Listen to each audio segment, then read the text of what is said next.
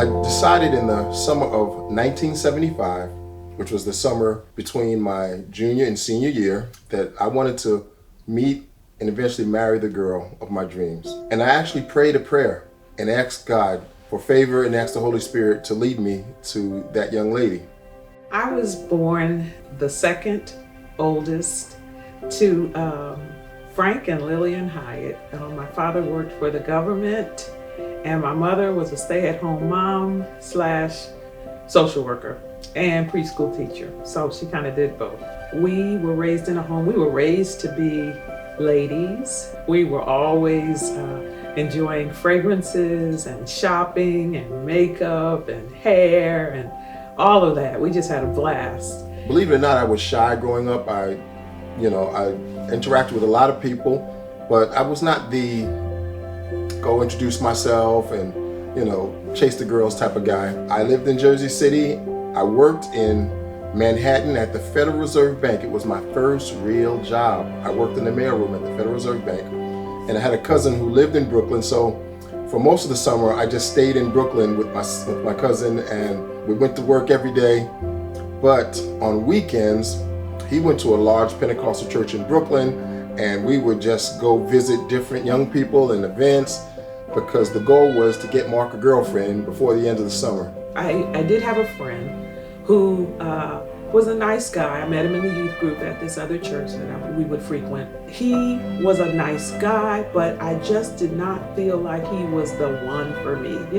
You could just kind of have this relationship, but it's like going nowhere. It's just flat. There's no blips on the screen, nothing. This relationship is really not doing anything for me. Spiritually, I'm leading. I don't want to be the leader in the relationship. I want someone who really loves God for themselves. I want someone who enjoys spending time with Him, reading their word. I want to have conversations about the things of God and also current events and other things, but I wanted someone who could engage me, and I wanted more of a friendship and more of a relationship.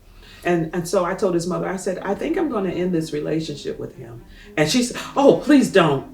She said, please don't. She said, please just help him to graduate from high school. Get this, graduate from high school and then break up with him. So I was like, okay, I'll wait. I won't give him any bad news. I'll help him get out of high school, get that final paper written, graduate, and then I'm going to give him the axe. So about week 3, we decided we would go to Atlantic City. And he's like, hey, I know a family of 3 girls and we can have a great time. So a group of about maybe 8 of us decided to drive to Newark, New Jersey and meet this family of beautiful girls. I was so excited. We all decided one day to go to the beach.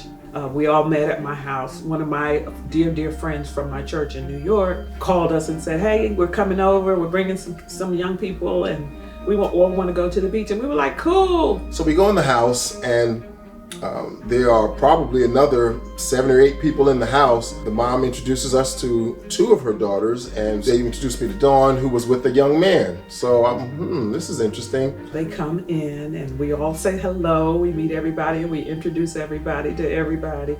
And then we decide, okay, let's go to the beach. I felt like I was kind of like the odd man out, because, this lady with the 2 daughters, both of them, had a person of interest. So as we stopped at one of the supermarkets just to get some sodas and ice, I said to my cousin, I said, look, just drop me off at the train station. I'll go home. I'll skip this one. He was like begging me, Mark, please.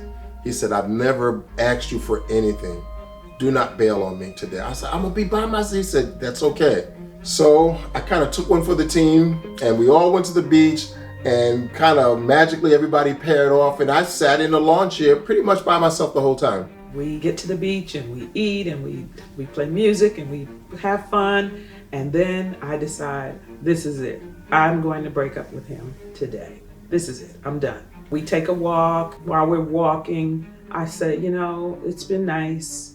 It's given all it can, and I'm going to exit this relationship. And he was like, I felt like that. I felt like this was coming. At the end of that day, we were packing up, go to the car, and there was a pretty big ice chest. I picked up one handle, and Dawn came and picked up the other handle. I thought it was kind of interesting that she wanted to carry the ice chest with me back to the car. We actually carried the cooler together. As we were cleaning up, everybody was grabbing things. He picked up one end, I picked up the other, and we carried the cooler to the car and we started talking. One of the first things she told me was how much she loved Jesus and how she enjoyed reading the Bible and how she enjoyed Bible studies and activities at her youth group. I mean, I hadn't heard youth group.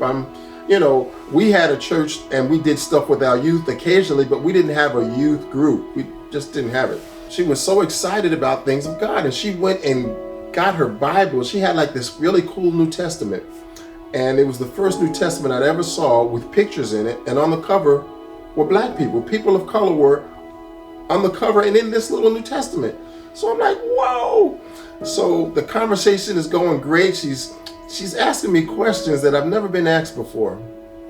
She's asked me questions like, what do you think the Lord is saying to you about what's going on in the world?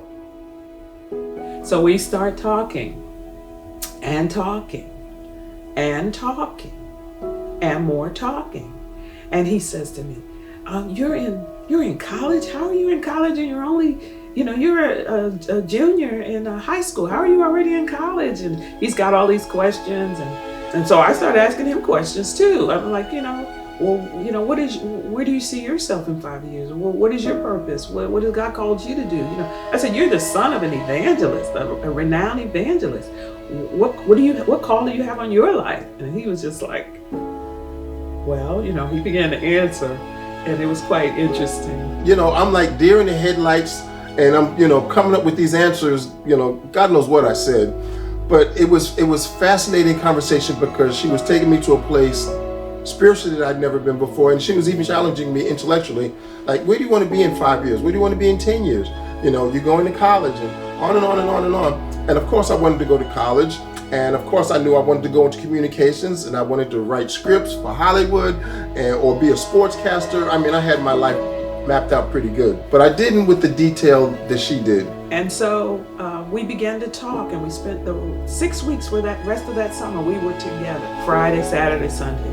We hung out. We went to the movies. We went to eat out. We went to we just spent time together, talking, fellowshipping in a group setting, playing games. And I just believe that when you position yourself to meet someone in a group, you take some of the pressure off from just the two of us. So for the rest of that summer, we double dated and fellowshipped the whole summer with other people. It was never just the two of us. And it was just really precious. The conversations, the fun, the laughter, the wit, the jokes. He was just a funny guy. And he was knowledgeable. And he was friendly. And my parents knew his mom and dad, and so when they found out that, they were like, well, what's going on with you and the Lawrence boy? And I said, well, I don't know, we're just kind of hanging out, So it was just interesting, and I'm just very thankful that the Lord allowed me to meet him in that summer of 1975, and here we are. Hey, honey. Hi.